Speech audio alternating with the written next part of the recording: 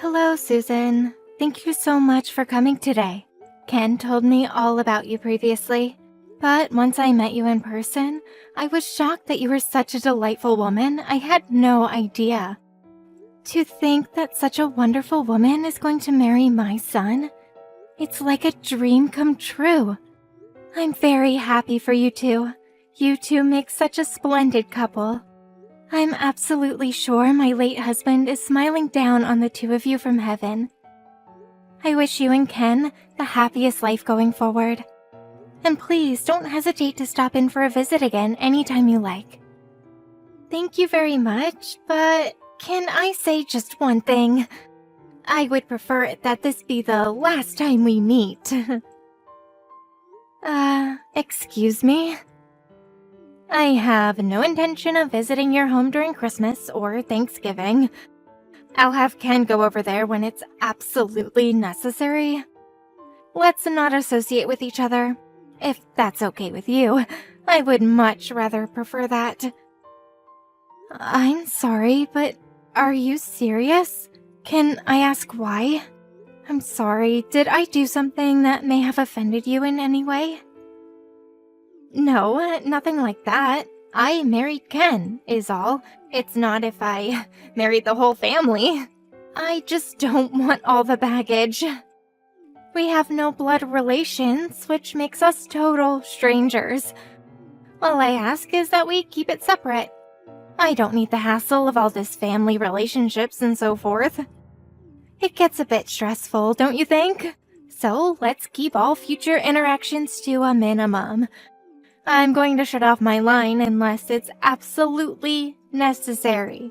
So, if you need something, please go through Ken, would you, please? But just because Ken is your oldest son, please don't rely on him too much. I will invite you to the wedding, but I must warn you right now, don't make yourself heard too much. This is our wedding, after all. You do understand, right? Yes, of course.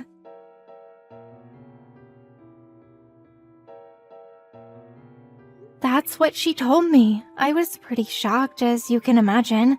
Did I do something to offend her, maybe? Was Susan angry at me for something? Oh yeah, right, about that. I forgot all about that. No, she's not angry or anything. She's just being a little overly cautious, that's all. Overly cautious? Really? You mean she's self-conscious or something? No, nothing like that. It's just that her dad's grandma and her mom didn't really get along very well. Apparently she witnessed a feud between those two all while growing up, as far as I know. She and her mom have no contact with her grandmother anymore. So you can imagine her negative attitude toward family relationships such as with you and Susan. It's not about you, Mom. Nothing to do with her liking or disliking you. I see. So that's what this is all about. No wonder she seems so hostile. I have no antagonistic feelings toward her in the least. I suppose it's a form of trauma, huh? Exactly. I suppose you can say that. After she settles into married life for a while and gets used to being around you, she'll probably relax her guard and everything will be normal, I hope. It's not a problem for you, is it? You got Caroline and her husband, not to mention your grandkids just living down the street. If there's a problem, just call Caroline, right? Yeah, I suppose. Caroline and the kids keep me pretty busy. I don't have a problem with that, but it just seems kind of unsociable. After all, we are family. She seems like a nice person. I just thought we could have closer ties. Yeah, well, she's that way, so what can I say? She'll come around eventually. Our families are not exactly alike. She had a tough time growing up. On the other hand, we had a pretty normal life, I suppose. Just as long as you can sit there at the wedding and not make any unnecessary comments, she'll be okay. Yeah, well, under the circumstances, I suppose I can manage. All I want is for you guys to be happy, that's all. I don't want to disrupt it in any way. I hope she understands that. And I hope she comes around after you guys settled in. Yeah, I suppose we just have to wait and see. Anyway, thanks for today. I'll contact you again once we get the wedding schedule all figured out.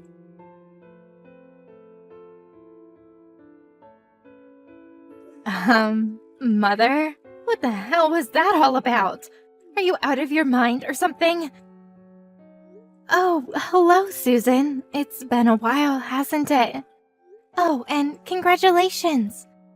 I was elated to hear from Ken that you gave birth to a beautiful baby boy, and you just came back from the hospital. So glad that it all went well. I really cannot believe you, Mother. You act as though you're so concerned. I can see right through you. How could you send such a thing? Excuse me? Acting concerned? I'm not acting. I am concerned. And what are you talking about, this thing? I'm talking about the baby clothes and the envelope of money. That thing. What the hell were you thinking sending me such a thing? Susan, I really don't know what you mean. I just thought it was an appropriate gift. Just something to congratulate you on giving birth. That's all. I really wasn't sure what to get, so I figured a monetary gift and some baby clothes.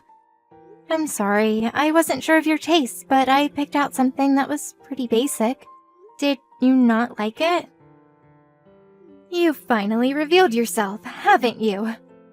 Sending such cheap clothes and money, trying to worm your way in and see your grandson? Pretty sneaky. This baby is our son, not yours. And I bet when you heard it was a boy, you wanted him for yourself. Well, that's not going to happen. I know what you're going to say next. Someone to take over the family, or some crap like that. Am I right? Pardon me. That was certainly not my intention. I didn't think you would use such underhanded tactics. I almost got comfortable because you've been so quiet for the past 3 years. Boy, was I wrong. Did you really think I would be duped into your little scheme with these cheap baby clothes? That's what I was worried about, an obsessive mother. I assure you, that was never my intention. It was just a simple gift for your baby. I didn't want it to be too extravagant. Thought you would take it wrong. As a matter of fact, I just found out it was a boy. I don't want to hear any of your rationalizations. He's not your grandson. Can't you get that through your head? He's not going to be taking over that family or anything like that. Just so you know, just because you brought Ken up as a single mother does not mean our child will take over your family. Not much of a family to take over anyways. Susan, I have never thought that at all. I couldn't even imagine thinking such a thing. You got me all wrong, Susan. I can't understand why you would think that of me. Playing the victim now, huh? I can read you like a book. You send a gift and money. That only means you want something from me. You wouldn't do this for free. I know the little game you're playing. Curry favor with us, and when you grow old and can't walk anymore, you want us to look after you. That's it, isn't it? I'm not going to fall for your little trick. Don't you dare think you can put one over on me. As for those baby clothes, I dumped them in the garbage. My parents are going to buy me whatever I want. Better quality clothes. Pardon me, are you serious? How could you? I would prefer that you not meddle in our lives.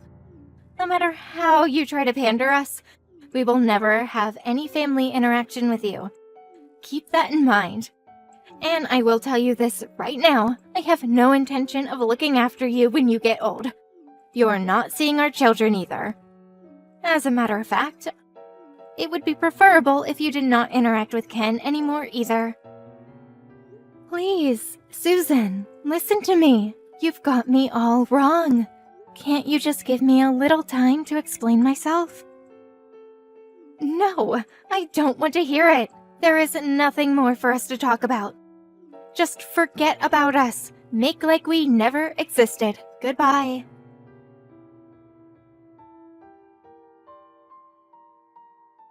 Mom, what the hell are you up to? Susan just got out of the hospital and was finally able to relax. I wish you wouldn't upset her like that. She needs to rest. I have no idea why she's so angry at me. All I did was send her some gifts and a little money. I think she just put a block on me. I tried contacting her, but there's no response. I told you not to interfere with her life. She's real sensitive about all that. You do remember me talking about that, right? Did you really have to send that gift? Just leave us be, Mom. Actually, she thinks it's some kind of ploy. I'm starting to think so too. I have no idea what you're talking about. Come on, Mom. Don't sound so innocent. So, Susan was right about this all along. There was $5,000 in that envelope. What is it that you really want from us, Mom? Don't tell me you're trying to buy our son from us, are you, Mom? Because no way that's happening. Or do you want us to feel duty-bound to you and worm your way into living with us? That's it, isn't it? Did you really think that $5,000 would buy you a grandson and a home to live in and eventually us taking care of you? We can see right through your scheme, Mom. Ken, how can you even say or think that about your own mother? I've been very patient for the past few years, but what you're saying is absolutely irrational. Please explain it to me from the very start. I just can't wrap my head around why you two are acting the way you are. Yeah, okay. You may be right. This may be a good time as any to explain things to you. Also, I want you to know what I've been holding back for God knows how long. It all boils down to me being brought up by a single parent. Excuse me? I grew up without a father.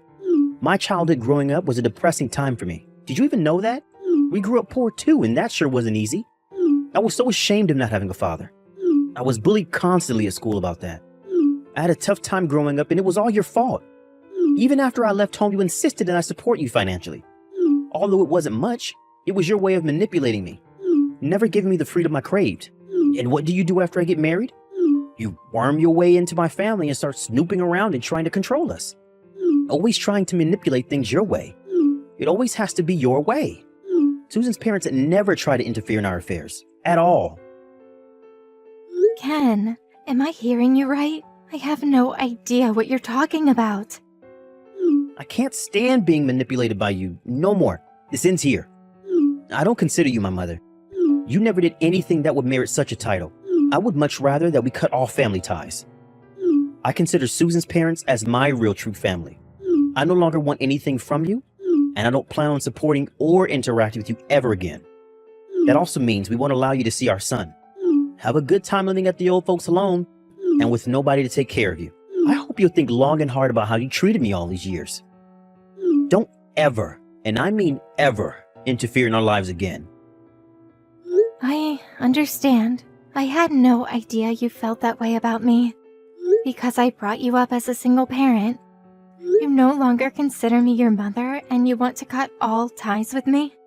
You feel I sent you a gift and money for the sole purpose of tricking you into supporting me in my final years? Is that it? That's why you've been acting this way? That's exactly what I'm saying. So don't ever show your face in our home again, you got that? I hear you loud and clear, Ken. If that's the case, would you vacate the place you're living in now then? Huh? Say again? Why would we do that? Are you talking about the apartment we're living in right now? This place? That's right. If you insist that you don't want my support or anything to do with me, I want you out of that apartment ASAP. Like I said, why would I do that? Are you crazy? I've been living in this apartment since I was in college. I've always lived here. You have no right to kick me out of here. That's where you're wrong, Ken. That apartment you guys are living in, I own that apartment. Excuse me? You own this apartment? That's right. I bought it about 10 years ago. The whole place belongs to me. You can check if you like. No way. That's not true. You're making that crap up. It's true. I can show you the deed. Because I own the place, you guys are able to live there for half the usual rent. When you started living alone after entering college, it was me who found you that apartment. You do remember that, don't you? Yeah, I remember, but you never told me you were the owner.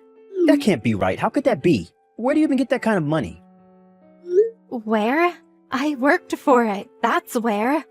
Although the company isn't that big, I am the president of a small apparel company. I do have a bit of income. What? The owner? The president of a clothing company? That's a barefaced lie. How could you, my mother, own an apartment, much less be the president of a clothing firm? Come on, Mom. Don't give me that crock. Anyways, we've been poor all our lives. You were always working, always tight-fisted, money conscious about everything. You always had the neighbor babysit me and Caroline growing up, for God's sakes. What neighbor? Oh, you mean Mrs. Lopez? The one who used to come over when you were kids? She wasn't a neighbor. She was a housekeeper I had hired. Huh? A housekeeper? Yes, that was when you were just kids. It was about a year after your father passed away. The apparel company that I had established was in full swing. I hired Mrs. Lopez to take care of the house chores and babysit you guys. The neighbor you're talking about? You must mean Mrs. Lopez. Are you for real, Mom? You hired a housekeeper? We weren't that well off that we could hire a housekeeper. Why did you even think we were poor? I never considered us poor. I never put you through hardship while growing up. Did you ever not have enough to eat or have the proper clothes when needed? I provided all that to you. And you don't remember all the trips we went on. How about those weekend trips to the amusement park or the zoo? Don't tell me you forgot all that.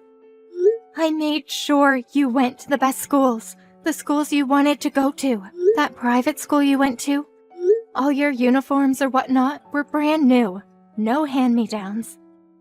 You were able to pursue any sport or hobby you wanted. And what about college? Who do you think paid your tuition? You didn't have a scholarship to fall back on. And I've never received any kind of support from you, despite what you say. As a matter of fact, it was me that supported you. When did I ever take from you? Huh? Well, I was just... Ever since Susan learned that I grew up in a single-parent home, well, she said that it must have been hard living in poverty and not having a father. Always being manipulated by my mother, she felt sorry for me. She'd always repeated this and sympathizing with me.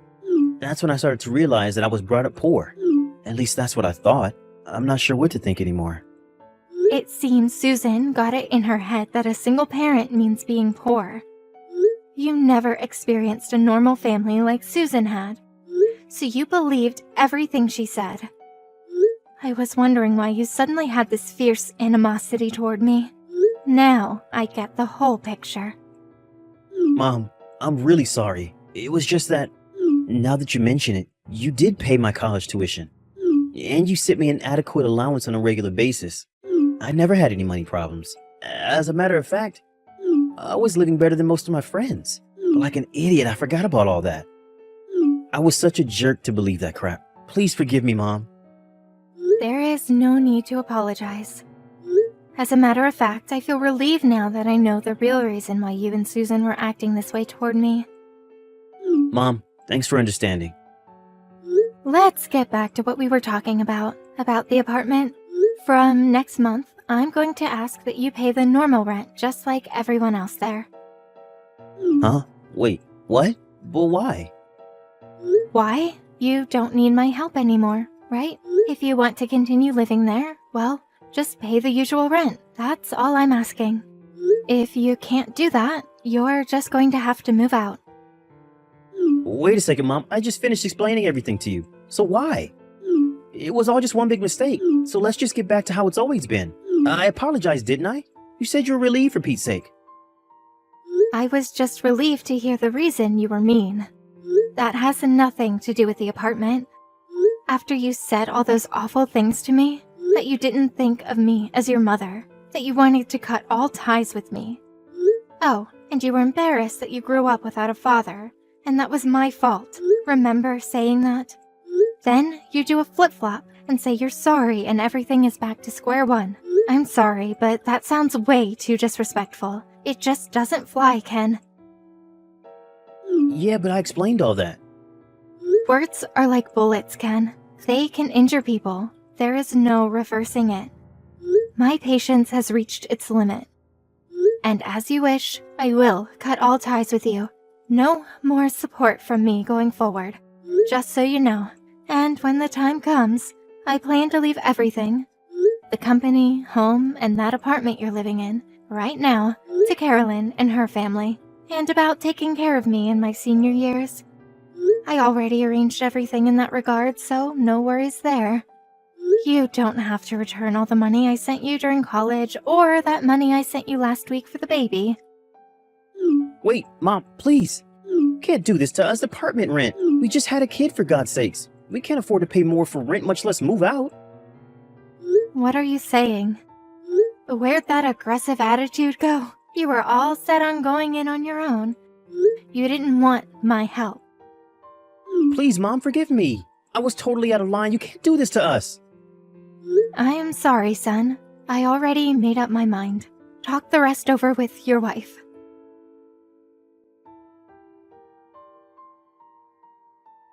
Hello, Mother. This is Susan, your daughter-in-law. I'm so sorry for all the trouble we've caused. Ken explained everything to me. I had this negative perception of you. A total skewered viewpoint, to say the least. I was so rude to you. How can I ever make amends for how I treated you? The past years must have been hell for you. Please forgive me.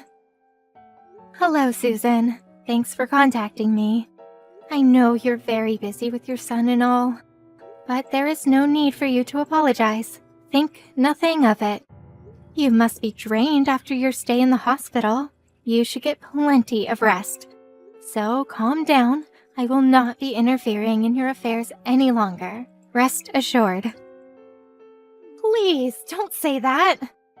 I know this is asking a lot, but please give us one more chance. I'll go over there and apologize in person. Let me explain everything to you.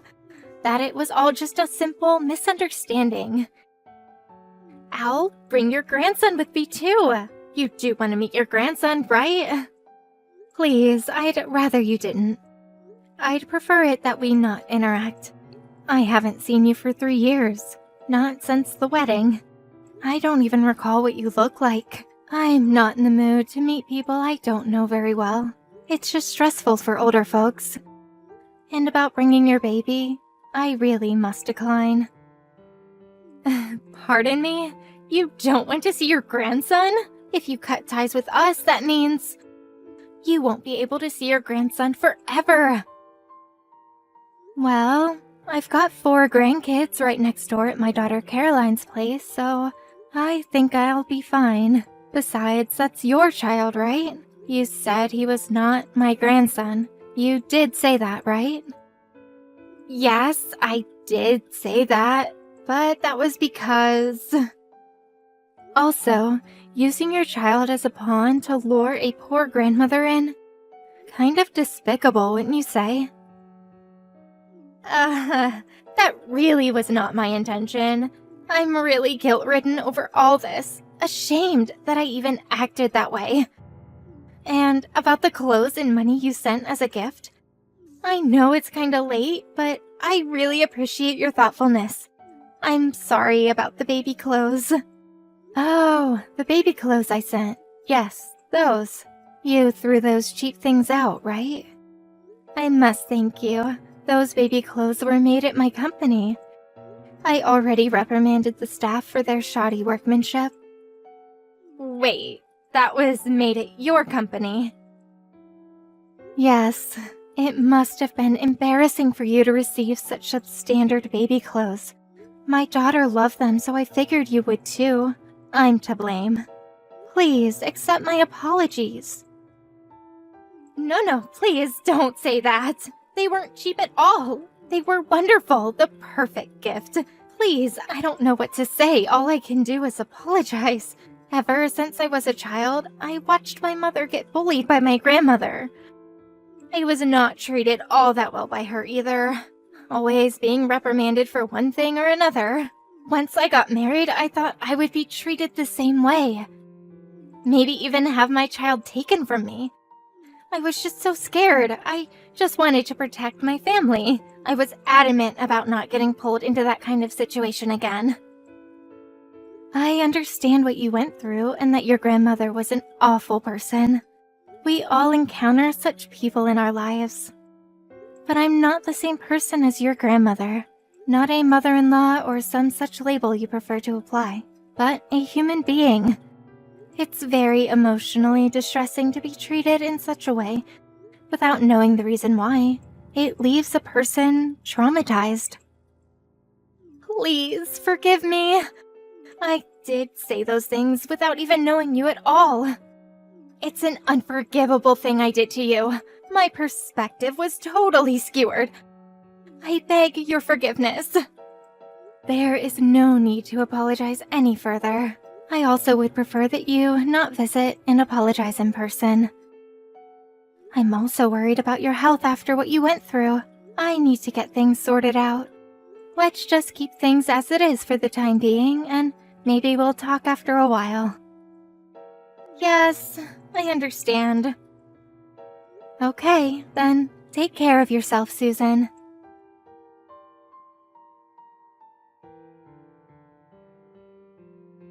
I received a letter from Susan soon after. She repeated her apologies and explained why she acted the way she did.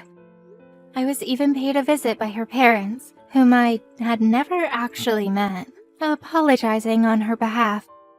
After a while, I relented to her constant apologies and felt she was sincere, and we came to a mutual understanding. But it was Ken that would not give up. He was set on trying to get me to financially support him, that he resorted to coming over late at night and trying to persuade me to change my mind. He even resorted to practically kidnapping his child from Susan and driving over 2 hours to our home in an attempt to curry favor with me. He even turned on his wife, blaming her for turning on his mother in the first place. In the end, it was Ken that caused trouble for both Susan and myself. But on his last attempt at trying to persuade me, Susan stopped him and severely reprimanded him for his ways. She was eventually able to get him to see the light, but the whole incident caused Susan to contemplate divorce. And after a few years, that's exactly what happened. Ken is currently living alone somewhere, with no rights to see his child, only burdened with child support payments. Susan was wrong in having such a negative perspective of me, but she paid the price for that and made amends for her mistake. It was Ken that was the problem. His emotions took over and he was not able to stop until he got his way, which eventually led to his demise. As for my relationship with Susan, we maintained a cordial relationship through the years, and even exchanged Christmas cards and birthday greetings every year. Recently, we got together for my grandson's birthday party. I think we've started an amiable relationship. I actually enjoy her company.